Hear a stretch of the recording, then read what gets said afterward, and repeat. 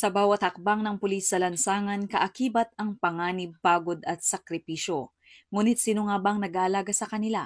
Ngayong araw, isang makasaysayang hakbang ang isinakatuparan ng RMFB-NCRPO sa pangunguna ng Force Commander nito na si Police Colonel Celso M. Rodriguez, ang pagbubukas ng kanilang kauna-unahang health unit na layong pagtuunan ng pansin ang kalusugan ng kanilang hanay. Sa isang simpleng seremonya ng ribbon cutting at unveiling of BHU marker na pinangunahan ni na Police Colonel Rodriguez at Police Colonel Dominic Guevara ng RMDU-NCR, dumalo rin si Pastor Alexander Malaso na nanguna sa pagbabasbas at pagbubunyag sa bagong pasilidad. Ang nasabing proyekto ay bunga ng inisyatibo ni Police Colonel Rodriguez katuwang ang Senior PNCO Organization sa pamumuno ni Police Chief Master Sergeant Gomer B. Calner at layuning magbigay ng agarang serbisyong medikal sa mga personnel ng RMFB. Kabilang sa mga serbisyong iniaalok ng bagong health unit ay ang ECG testing, vital signs monitoring, random blood sugar testing at first aid assistance.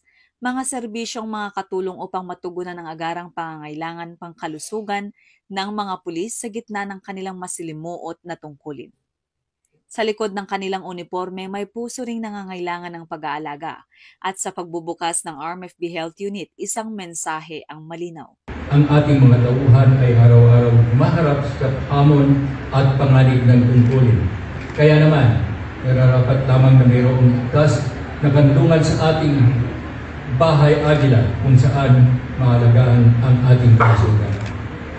Ang pagbubukas ng RMFB Health Unit ay isang patunay ng patuloy na pagtutok ng RMFB-NCRPO sa kapakanan ng kanilang mga tauhan. Isang hakbang upang mapanatili ang mataas na moral, kahandaan sa operasyon at epektibong paglilingkod sa publiko.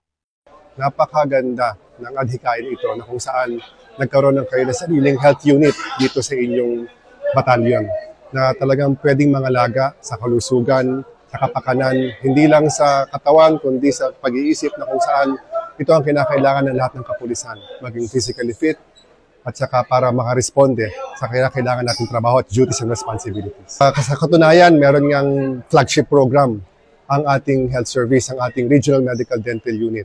Sa pangunguna ng aming director, si Police Brigadier General Jacimel Imelda Dominguez Medina, na kung saan yung tinatawag nating Enhanced Monitoring of Police Overall Wellness. Ito yung EMPO.